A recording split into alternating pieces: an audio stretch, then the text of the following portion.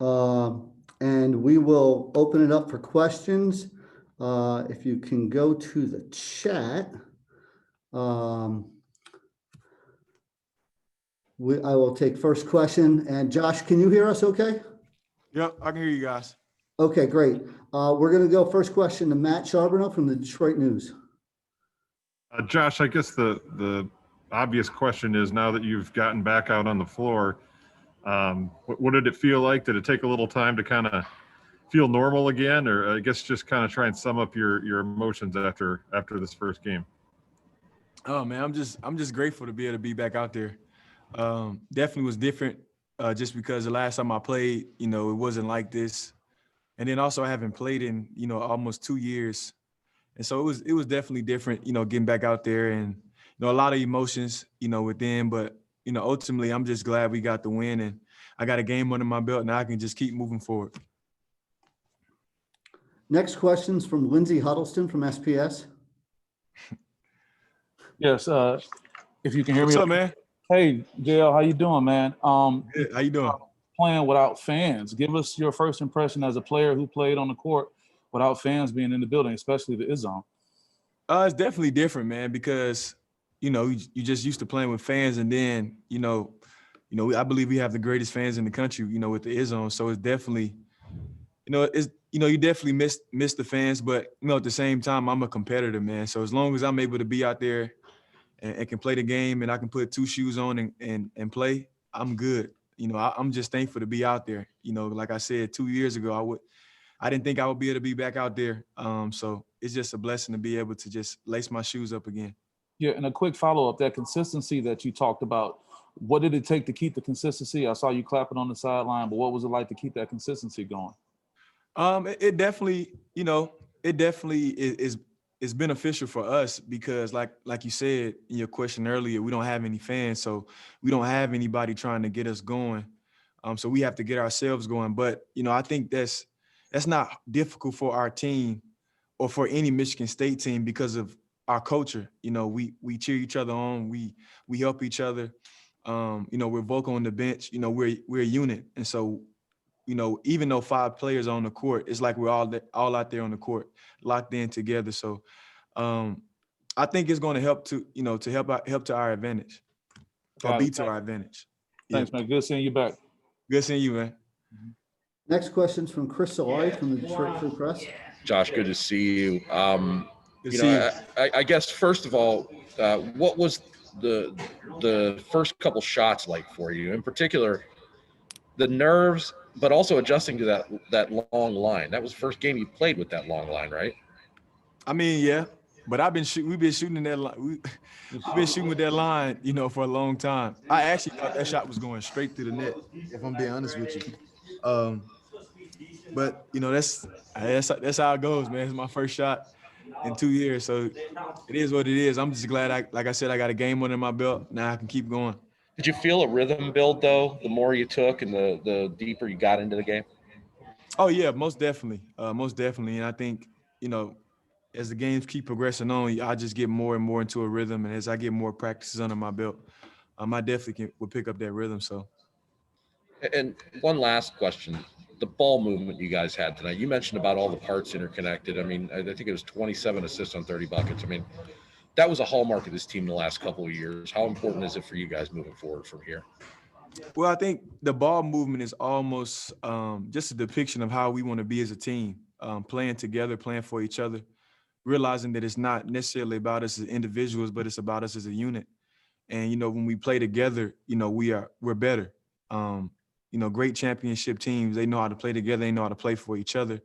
And I think that's one thing that, we want to kind of stand on, for the rest of this year. Obviously, we had too many turnovers, but, we'll work the kinks out with that. But ultimately, that's just what this team is. We're going to look out for each other, and we're going to share the ball, and we're going to play for one another. Next question's from Paulo from the State News. Hi, Josh. Good to talk to you. How you doing? So, good. How are you? I'm good, thanks. So, what was the general consensus coming into this among the team? Was it more of a, excitement and gratefulness, like you mentioned, that, you guys are able to suit up this season? Was there a little bit of kind of missing the students and the atmosphere? What was just kind of the feeling coming into this one? Obviously, you mentioned it's kind of unusual. I think, you used a great word by saying unusual, but at the same time, I think we were all excited to just be able to put our jerseys on and be able to play.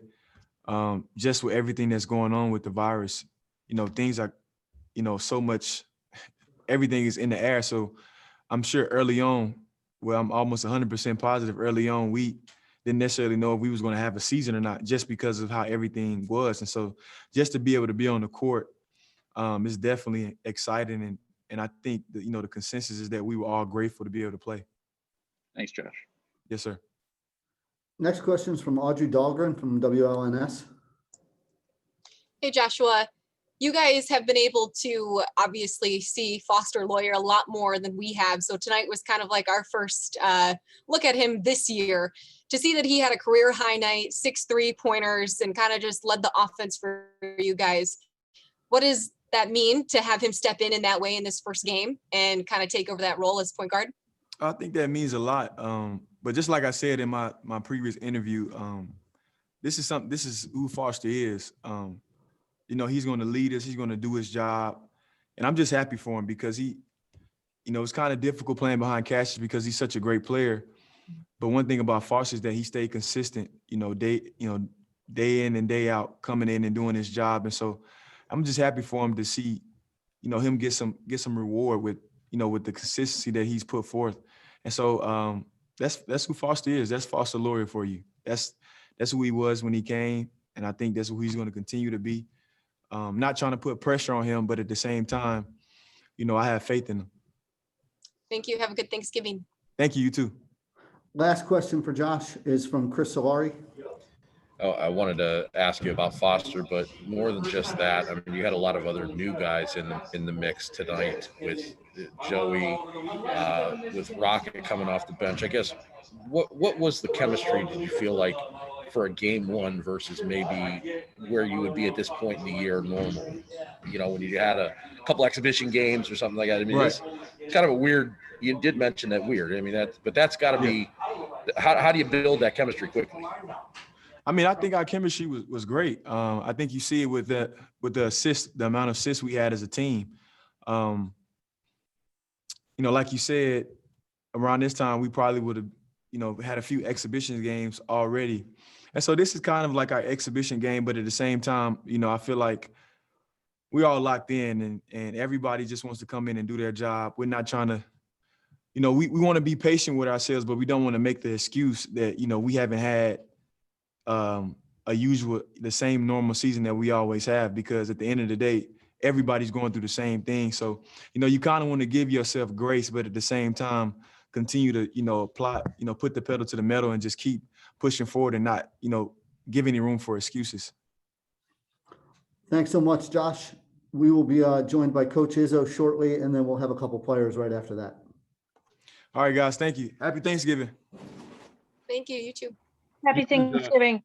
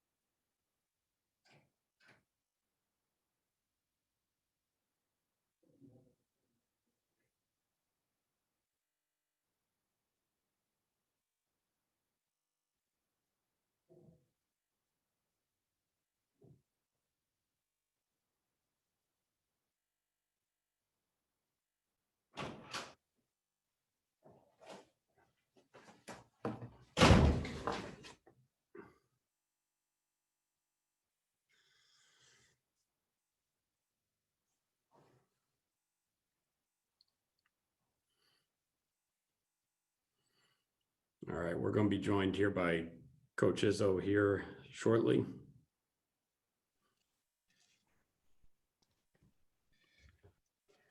Coach, do you want to start with an opening statement? Yeah.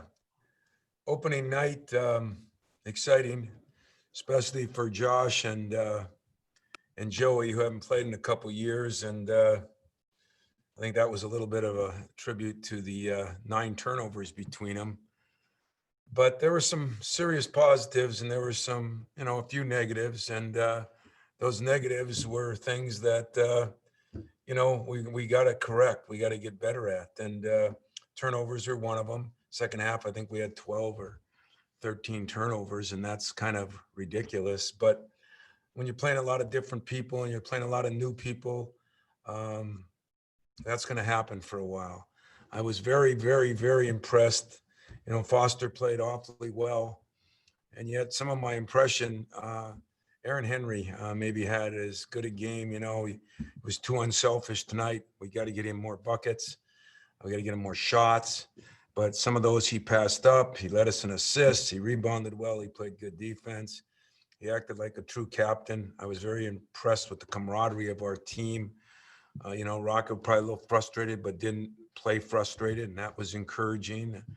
I thought Gabe struggled a little early, and then he played better. And Joey went through that 3-minute stretch where, he kind of let things get to him. But that's going to happen to Josh and Joey for a little bit. But I love the way Joey bounced back second half.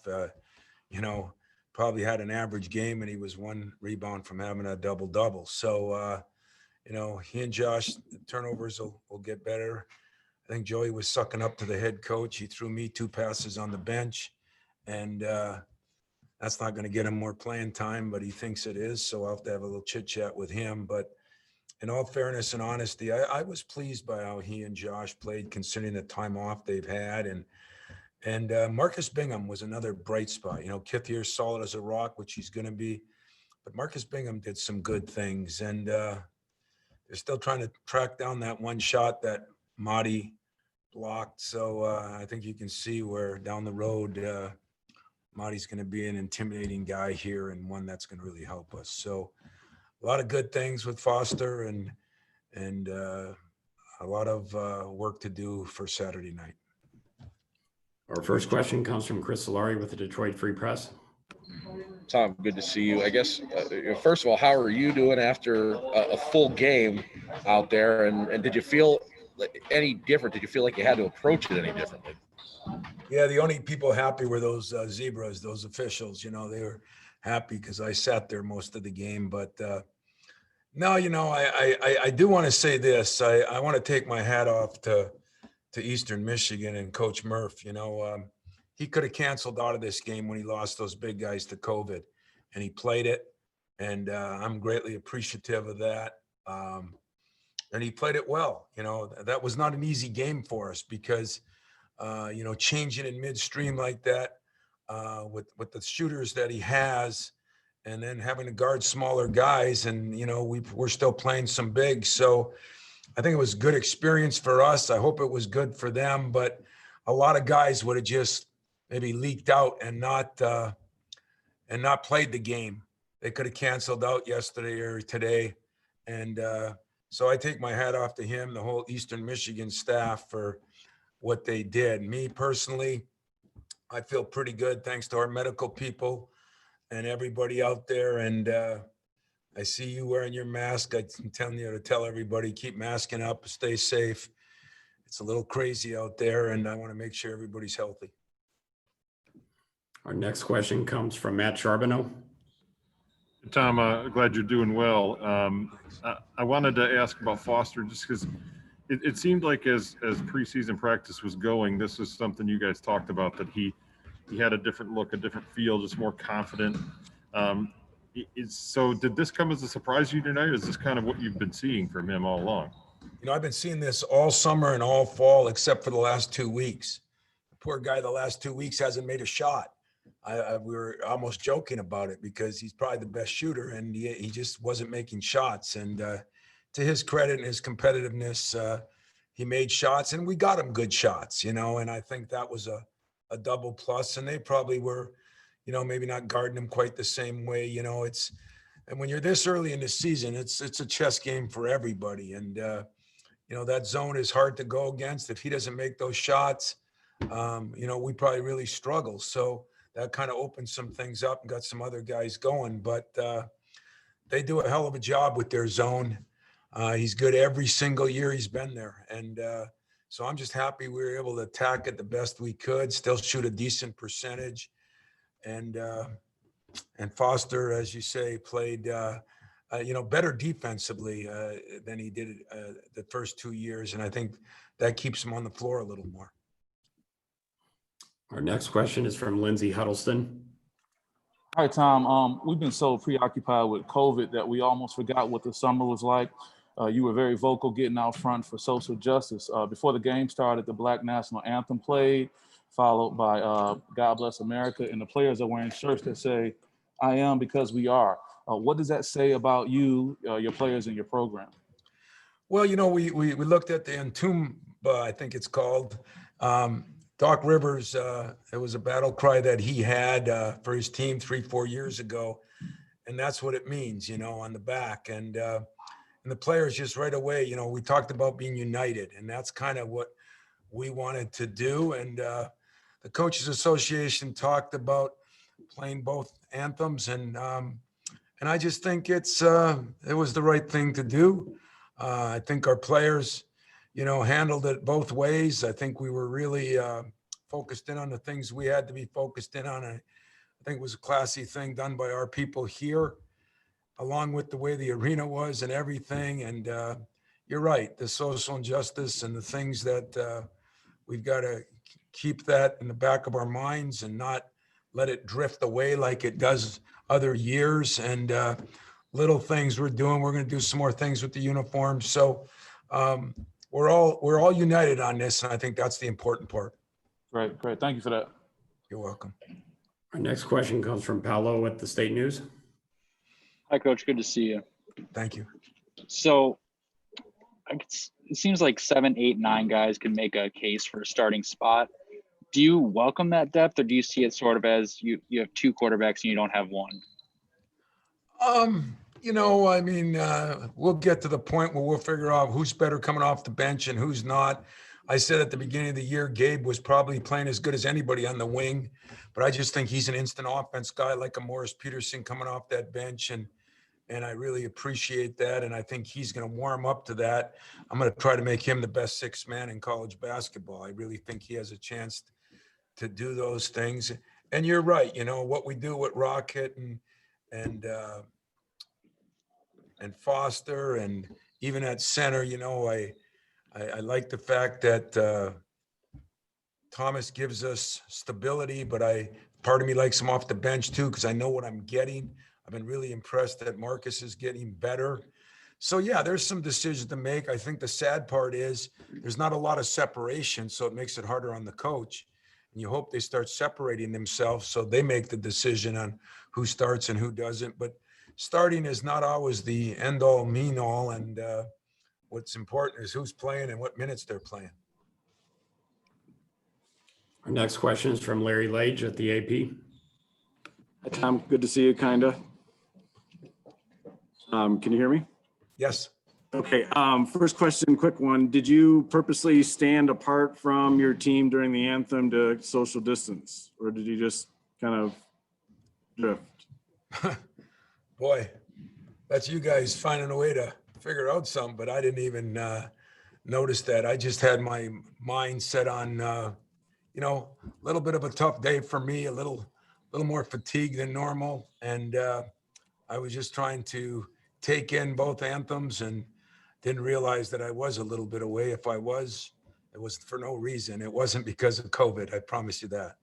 Fair enough. And then the look and feel of the arena, you've been here since they opened the place. Obviously you have some limitations, but obviously you did some things. Just your thought on the kind of the look and feel of the place, given everything that you can and can't do.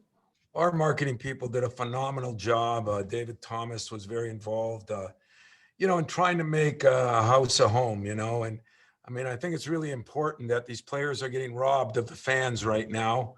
Hopefully that'll come back sooner or later, but we still want to give them an atmosphere. And I think the music, the DJ, we're going to gain more and more and more of the the cutouts. I think we're building on that, and we're going to try to really make it a special place so that, you know, especially our seniors that don't get another chance, get to, you know, do something. I think when Murph came in and saw it, he thought it was really a cool deal. And I think that's kind of what we're looking for, to make it good for not only our team, but our opponents that we play, so that it feels more like somewhat of a crowd and somewhat of a situation that college basketball presents.